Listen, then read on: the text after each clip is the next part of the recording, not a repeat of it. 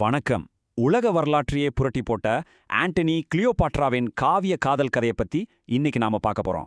வாங்க ஆரம்பிக்கலாம். காதல், அதிகாரம், தியாகம் கேட்கவே ஹாலிவுட் படம் மாதிரி இருக்குல்ல.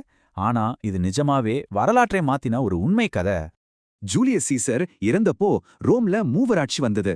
அதுல ஒருத்தரான மார்க் ஆண்டனி அதிகாரத்துக்காக கிழக்கு நோக்கி போனார். அங்கதான் எகிப்து ராணி கிளியோபாட்ராவை சந்திச்சார். அவங்க வெறும் பேரழகி மட்டும் இல்லைங்க, செம்ம பிரில்லியண்டான அரசியல் மூளை உள்ளவங்க. போர்க்கள புழுதியோட வந்த ரோமானிய வீரனும் தங்க அரண்மனையில இருந்த எகிப்து ராணியும் சந்திச்ச அந்த முதல் தருணம் வேற லெவல். இவங்க 2 பேருக்கும் இடையில வந்த காதல் சாதாரணமானதே இல்ல. அது எஜிப்துக்கும் ரோமுக்கும் நடுவுல உருவான மாபெரும் அரசியல் கூட்டணி. ஒரு பக்கம் எகிப்துல காதல் ரொமான்ஸ் பறக்க, இன்னொரு பக்கம் ரோம் நாட்டு செனட் சபையில கடுமையான அரசியல் கோபம் கொதிச்சது. இதனால ரோம்ல பெரிய அரசியல் பிளவு ஏற்பட்டது. எகிப்தின் சுதந்திரத்துக்கும் ஆபத்து வந்தது. ஆக்டேவியன் ஆண்டனிக்கு எதிரா போர் அறிவிச்சார். அடுத்ததென்ன? பிரம்மாண்டமான போர் ஏற்பாடுகள். ரோமுக்கும் எகிப்துக்கும் இடையில நடந்த அந்த ஆக்டியம் கடற்போர் தான் அவங்க வீழ்ச்சிக்கு ஆரம்பமா அமைஞ்சது. அந்த ஆக்டியம் கடற்போர் உலக வரலாற்றிலேயே மிக பயங்கரமான மோதல்கள்ல ஒண்ணு. எங்கும் நெருப்பு, இடி, மின்னல், ஏகப்பட்ட அழிவுகள்.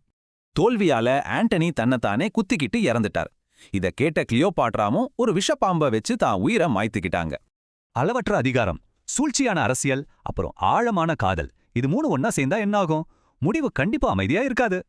இந்த வெற்று சிம்மாசனம் அதத்தான் சொல்லுது. இதுல காதல் ஜெயிச்சுதா இல்ல அரசியல் சதி ஜெயிச்சுதா? நீங்களே யோசிச்சு பாருங்க.